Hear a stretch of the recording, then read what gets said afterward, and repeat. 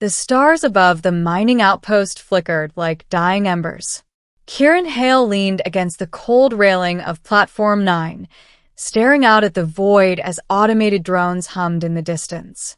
This part of the galaxy, Sector Virex 12, was never meant for beauty. It was a graveyard of forgotten planets, unstable asteroid belts, and abandoned colonies swallowed by time. And yet, tonight felt different. The distress signal had come 3 hours ago. Unregistered, untraceable, ancient, which meant one thing: danger. Still planning to go out there alone? Kieran didn't turn. He already recognized the voice. Yeah, he said simply. A sigh came from behind him. You're going to get yourself killed one day, Hale. He finally glanced over his shoulder at Commander Ressa Varn, her sharp eyes glowing faintly under the station lights. Not today. She crossed her arms. We scanned the signal. It's not human tech. Not even close.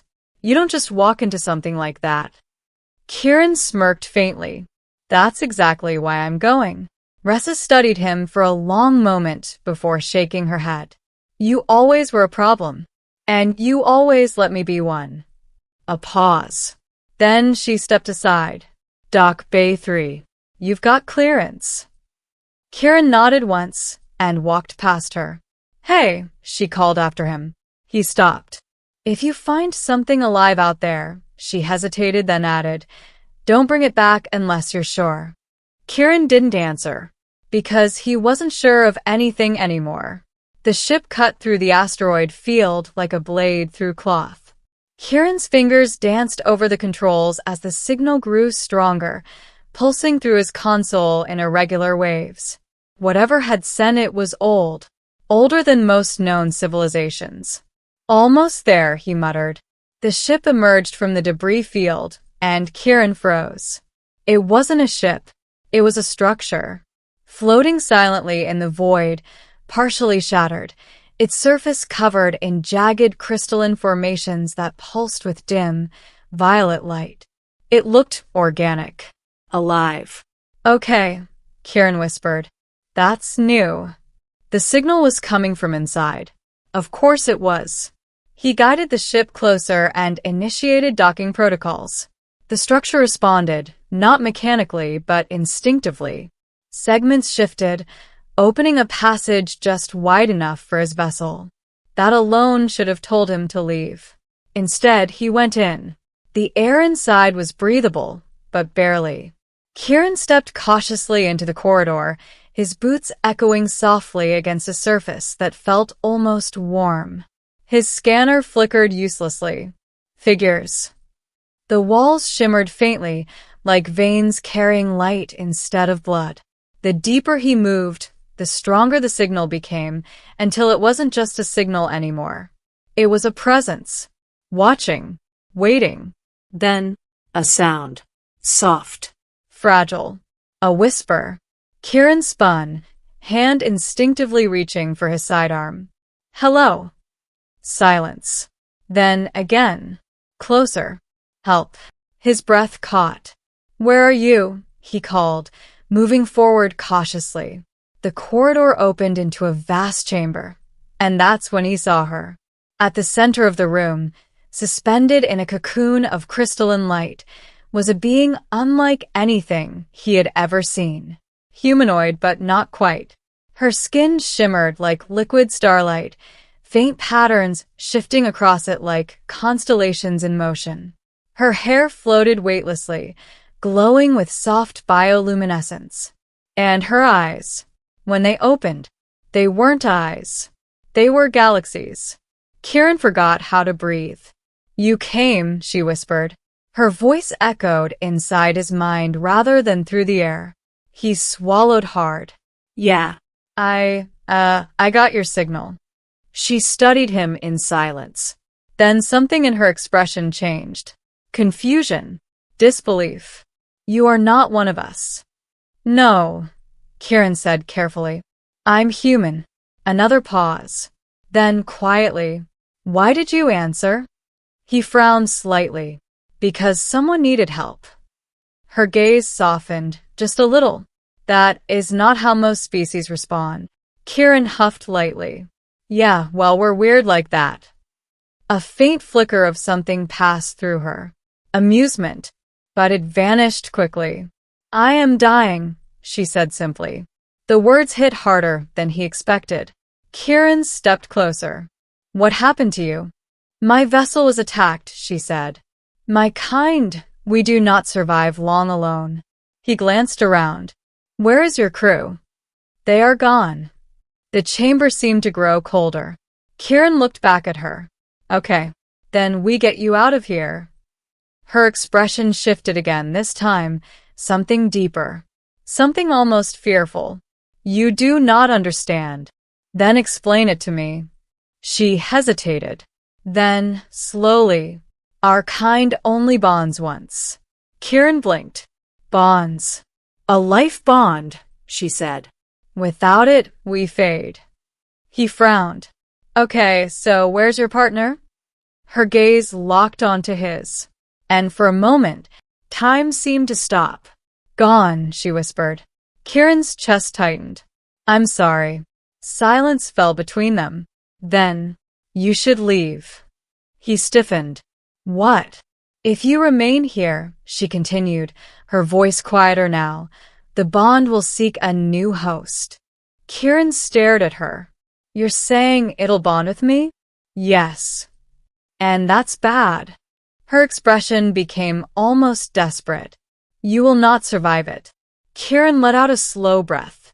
Well, he said, stepping closer anyway, that sounds like a problem for later. Her eyes widened. Stop. But he didn't. Look, he said, softer now. I'm not leaving you here to die. You do not understand what you are offering. Then make me understand. She trembled just slightly. The bond connects more than bodies, she said. It binds minds, souls, lifespans, pain, memory. Kieran hesitated for the first time. That's a lot. Yes. And you're saying if it bonds with me, you will feel everything I feel, and I all will feel you. Kieran let out a quiet breath. That doesn't sound so bad. Her voice sharpened. It will consume you. He met her gaze steadily. Or it'll save you.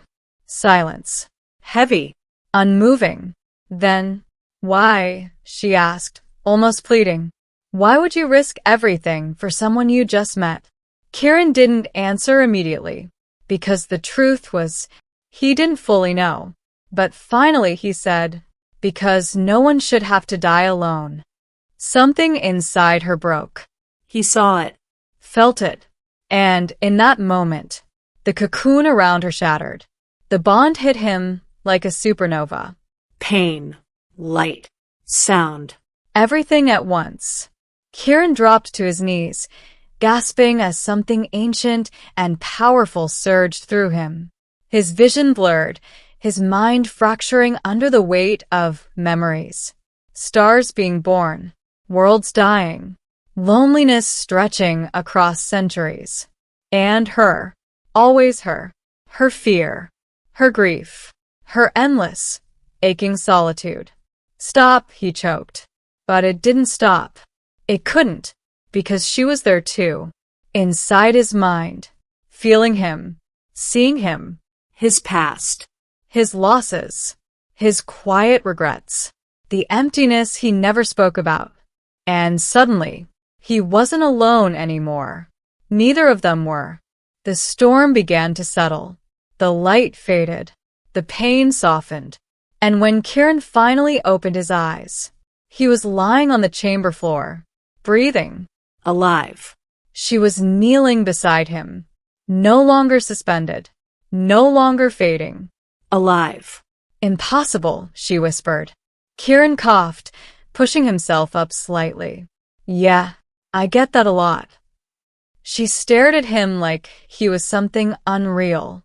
You survived. He gave a weak smile. Told you. Problem for later. Her expression shifted, slowly, delicately, into something he hadn't seen before. Warmth. You chose me, she said softly. Kieran met her gaze. Yeah, he said. I guess I did. They left the structure together. The moment they stepped onto Kieran's ship, something felt different. Not just for her. For him. The silence in his mind gone. Replaced with a quiet presence. Her presence. This is strange, she murmured. Kieran smirked faintly. You're telling me. She looked at him, studying him again. But this time, there was no fear. Only curiosity. What is your name? Kieran. She nodded slowly. Kieran. And you, he asked. She hesitated, then said, I do not have a name you can speak. He raised an eyebrow. Try me. She almost smiled. Then you may call me Lyra. Kieran grinned. Lyra it is. The ship lifted off, leaving the dying structure behind. For the first time in a long time, neither of them felt alone. Ending. The station erupted into chaos the moment Kieran returned. Alarms blared. Security teams mobilized. Scientists scrambled. An unknown alien life form had just arrived, and it was bonded to one of their own. Commander Ressa stormed into the docking bay, fury written across her face, until she saw them. Kieran stood there, steady but changed. And beside him, Lyra, radiant, alive, watching everything with quiet wonder. Ressa's voice dropped. You actually did it. Kieran shrugged lightly. Wasn't planning to, but yeah. Her gaze shifted to Lyra. Is she dangerous? Before Kieran could answer, Lyra spoke. No. The entire room froze. Her voice wasn't loud, but it carried. Ressa narrowed her eyes. You understand us? I understand him, Lyra said, glancing at Kieran. And through him, I understand you. Silence. Heavy. Uncertain. Then Kieran stepped forward. She's not a threat, he said firmly. She's part of me now. Ressa looked between them, then sighed. Of course she is. Days turned into weeks. Weeks into months. And something unexpected happened. Lyra adapted. She learned. She laughed. And slowly she began to belong. But the bond, it never faded. If anything, it grew stronger. They could feel each other across rooms, across distances, across silence. And one night, as they stood together beneath the artificial stars of the station's observation dome, Lyra spoke softly. Our kind only bonds once. Kieran glanced at her. Yeah, you mentioned that. She turned to him, her galaxy eyes glowing faintly. I did not choose you. He blinked. What? She stepped closer. The bond chose. Kieran frowned slightly. That doesn't make it better. But she shook her head. It does. He waited, and then she said, because you chose me first. Kieran went quiet, and for once, he didn't have a joke ready. Just a quiet, steady truth. Yeah, he said. I did. Lyra smiled. And, in that moment, in a universe full of endless distance and silent stars, two beings who should never have met, who should never have survived, who should never have understood each other, stood side by side, bound not by fate, not by chance, but by a choice. A single, impossible choice. And it changed everything.